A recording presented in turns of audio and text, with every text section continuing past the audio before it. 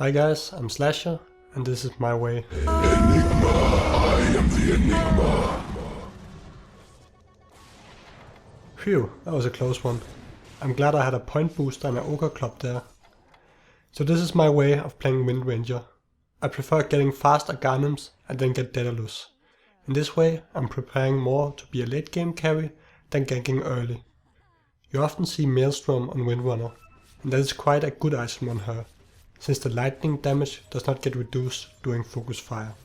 But it is only really useful early, before the enemy has BKB, and while your focus fire still reduces your physical damage. It deals much less damage later compared to an item like crit, since it will no longer be reduced when you have level 3 focus fire and Aghanims.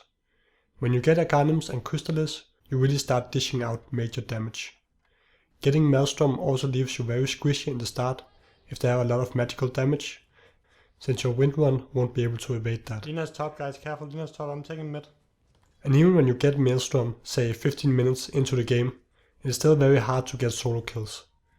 You will still need a blink dagger or force stab to set up a solo gank. Even though Windranger does not get Maelstrom, she can still do a lot early game just with her spells. Focus fire can easily push a tower, and I always try to get the tower mid if my opponent leaves the lane to gank.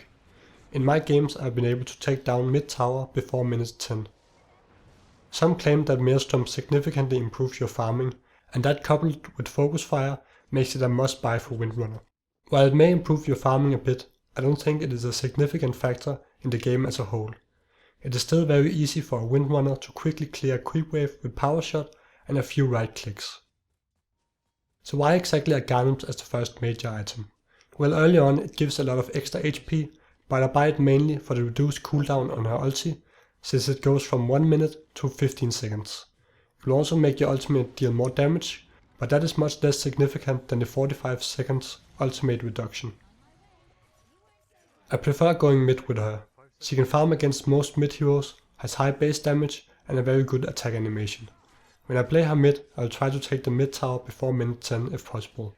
So if my enemy mid leaves the lane, I will push with power shot and take the mid tower with my ultimate. So playing her at this stage is much like playing Dragon Knight. You can participate in teamfights, but don't try to gank too much and make your farm suffer because of that. She can achieve insane damage late game and is even able to man-fight a troll after she gets her Aghanims and crit. Your teammates will probably complain that you spend too much time mid, but it is my opinion that there is too much focus on the mid player to gank. It is often hard to leave the lane unnoticed, and I think it is much bigger for the game to get the mid tier 1 tower than to get off a gank on, let's say, the offlaner. Also, if you do commit to a gank and you don't land your shackle shot, the gank could be over right there, and you just wasted 30 seconds to a minute, losing out on a lot of gold and experience mid. I start off with nulls plus 4 tangoes, then get bottle, then face boost and then Aghanims, going point booster first, then ogre club. Afterwards, I get a Daedelus into Daedelus, and then either blink, BKB, Skadi, MKB, depending on the enemy lineup.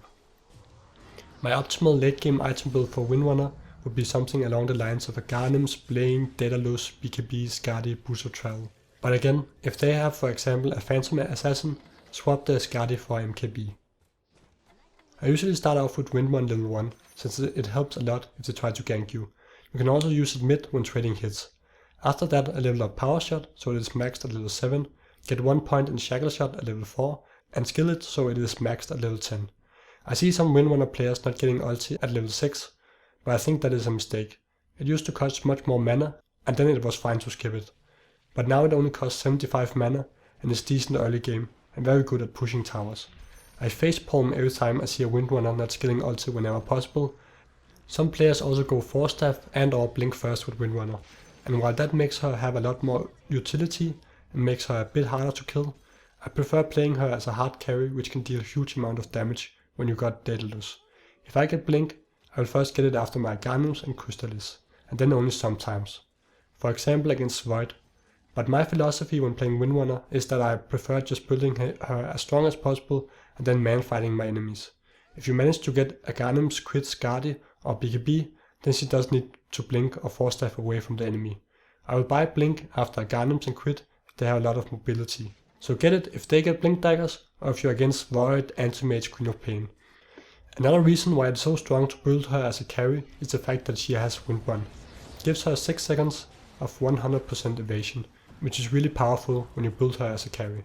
Couple this with a BKB and you are immune to magic and physical damage for 6 seconds, while still being able to hit your enemy. Landing shackle shots can be quite game breaking.